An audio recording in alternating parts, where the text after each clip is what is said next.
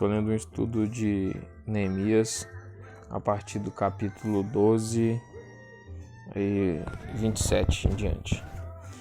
Nos versículos 27 a 43 é descrita a dedicação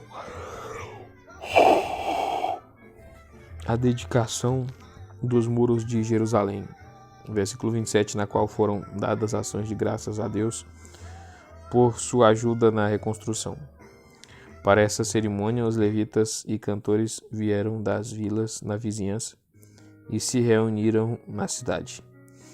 A forma em que os sacerdotes e os levitas se purificaram cerimonialmente pode ter sido por meio de aspersão do sangue de sacrifícios sobre eles.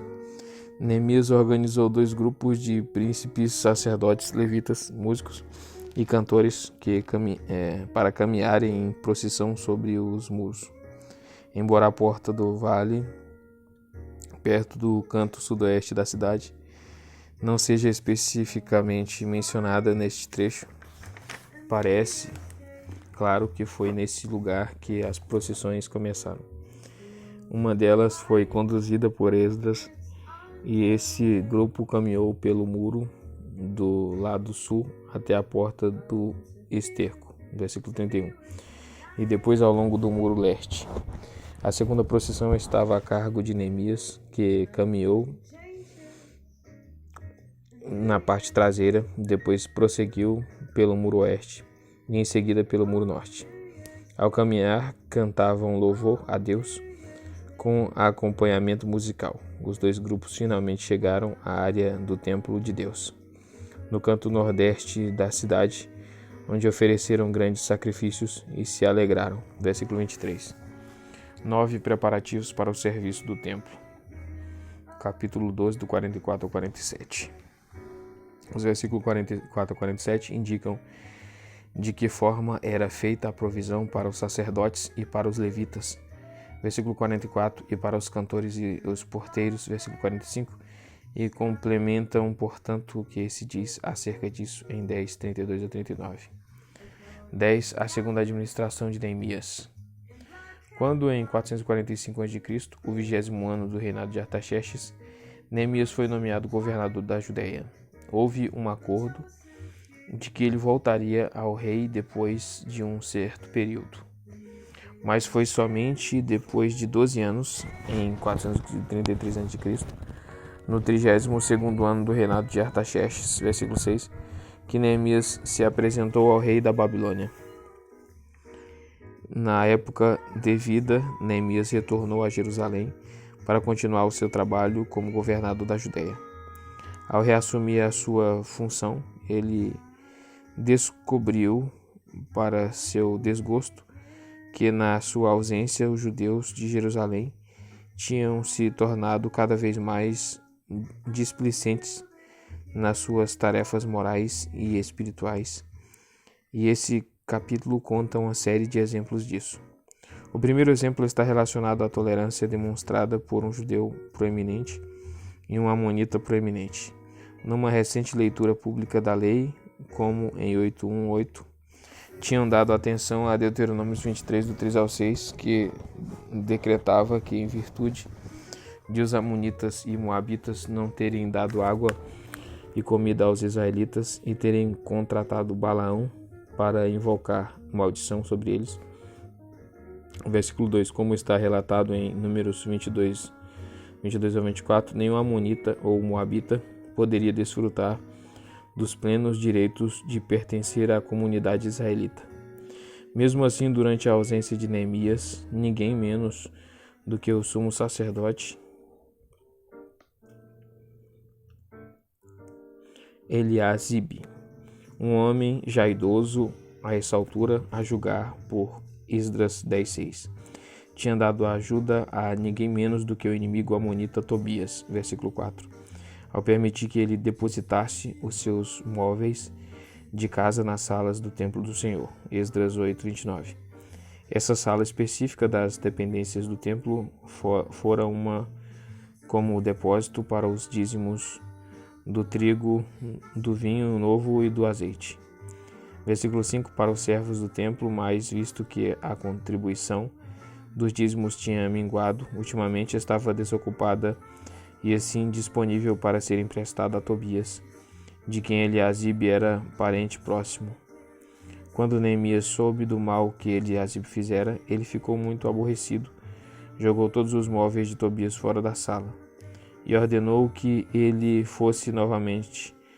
ela fosse novamente usada para o seu propósito original. Versículo 9.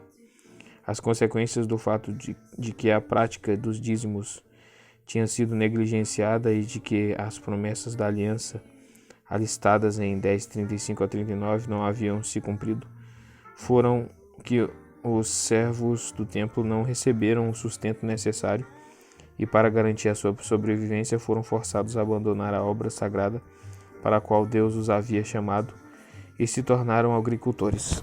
Neemias repreendeu os oficiais, versículo 11, acerca desse assunto, pois os que serviam no templo de volta às suas responsabilidades sagradas,